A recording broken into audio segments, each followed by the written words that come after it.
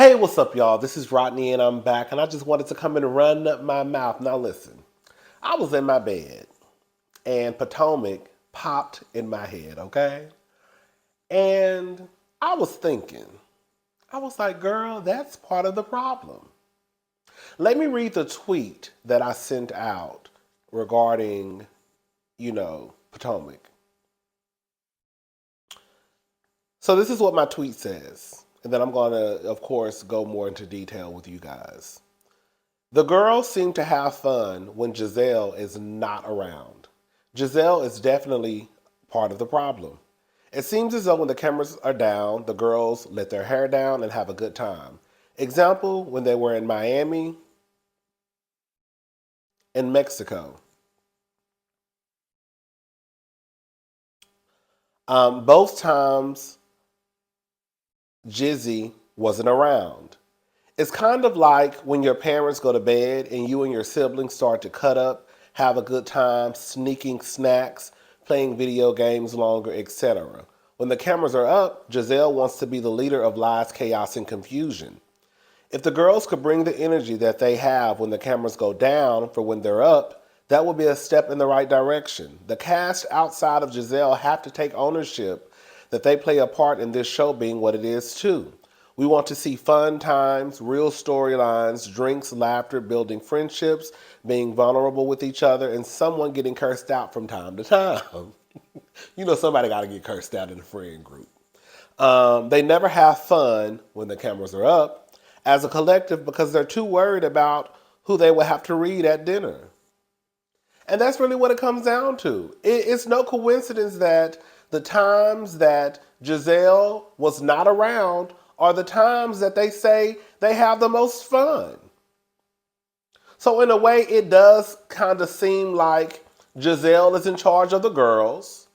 And when Giselle is around, when the cameras are up and they're filming, they know that here comes mama. We got to do what she say. We have to do what she says we have to do, which is basically fuss, fight, and argue. It's not a coincidence that those girls have a good time when Giselle is not around. And Giselle usually is not around when they probably say, okay, we're done filming for the day. So then Giselle just goes back to her room. They really are going to have to change something. Like the fun that they have off of the camera when the cameras are down, that's what we want to see too. We want to see y'all drunk and having a good time.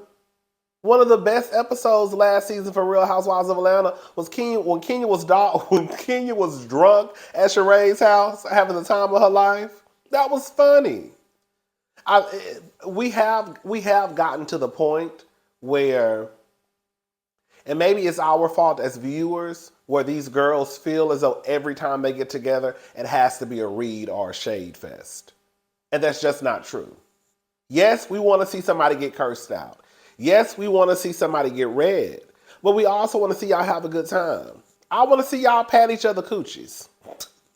I want to see y'all lift y'all dresses up in front of each other. I want to see y'all dance and do the electric slide and take 17 shots and take pictures and make TikToks together. We want to see that stuff. Again, Gizelle is a big part of the problem because, I've said it before, the girls have a good time when Gizelle is not around. When you think about when they went to Miami, all the girls went out except for Gizelle, and everybody had a good time. When you think about when you think about Mexico, I don't know if Robin went out, but I know Wendy, Candace, Ashley, Mia went out, had a good time. Like, why don't we see that on film?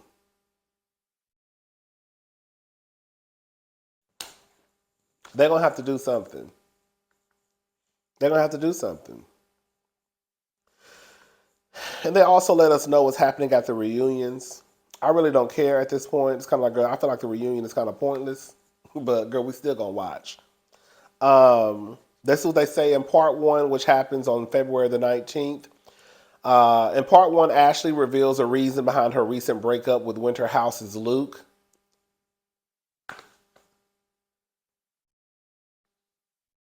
like, in real life, why are we talking about that? We don't know nothing about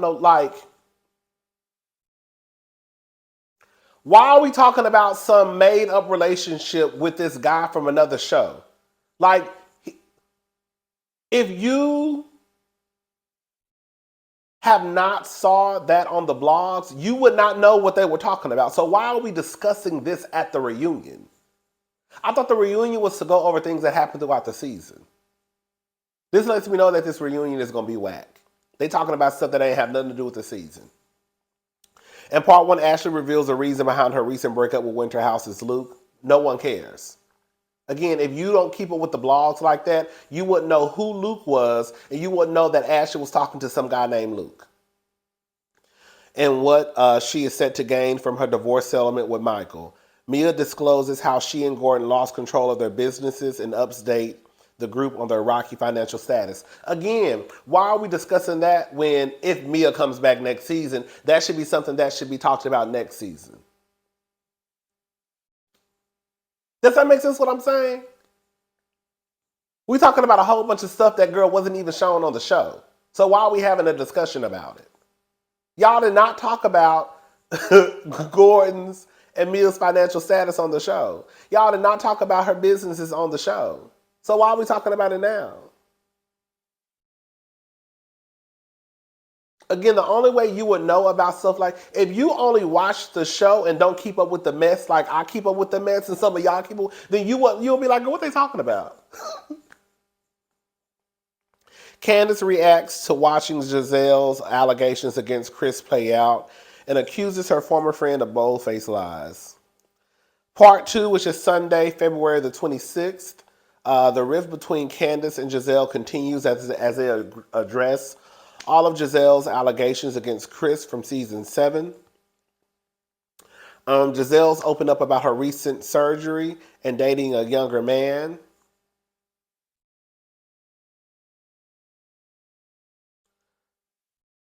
Again, why are we talking about Gizelle's dating a younger man? When I just feel like if we're, for me in my head, when I think about the reunion, it's for the girls to come together, talk about what happened throughout the season. Half of the stuff I done said ain't happened throughout the season, so why are we having a conversation about it? Is it to avoid the conversation that really needs to be had? All right, anyways. Wendy gets fired up about Mia's assault on her in Miami. Jack, you're not gonna say, I don't know why I can't say that girl's name. Jackie joins to reveal her truths about her relationship with Mia.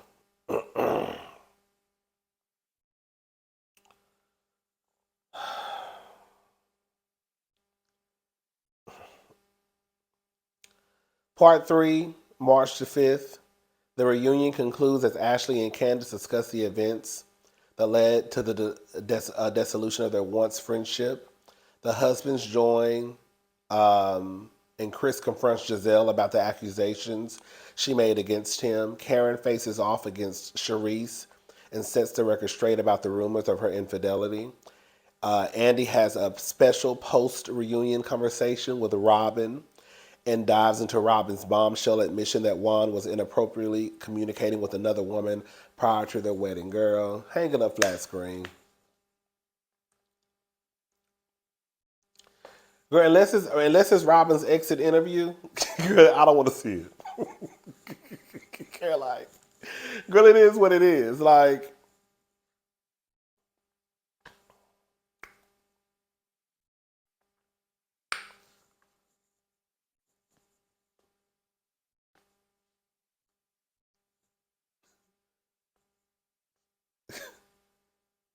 I'm gonna go ahead and say something because I thought about this too. Because I've seen people say this online. Why would Robin come out and tell her business? Why would anyone tell their business? But Robin actually did tell her business. Because, let me just say this, and this is for all the people who want to defend Robin. Let me just hear my side of the argument. You can't say in one breath that Karen was speaking about another woman right? But then come out and say, why would Robin want to tell her business? Because if Karen was speaking about another woman, then Robin actually did come out and tell her business for $5 a pop. You see what I'm saying? Because I've been seeing that float around online about, Karen was talking about another woman. She wasn't talking about the woman that Robin was talking about. So, okay, if that's the case, then you can't then say, why would Robin want to tell her business? Because Robin actually came out and told her business and told y'all if you pay $5, you get to hear it. So, honey, that's all I have to say. Robin will be fired if I was Andy. You would be fired. I hate to say it. But Robin is not that important to. Robin is not a Nene Leakes. Robin is not a Teresa Giudice. The girls who, even though I don't too much care for Teresa, the girls who I know, like, if they have a huge, huge following, she's not a Portia. People love Portia, people love Nene, people love Teresa. So if Robin was to be let go, I don't think it would make a big difference in the show. I don't think it would. They could let Robin go and bring Jackie on quiet as it's kept. The same way people thought that Monique going would make a big difference in the show, and it really didn't. I think the ratings actually went up. That's just what it is. Anyways, girl, that's it. I'll talk to y'all later. Bye.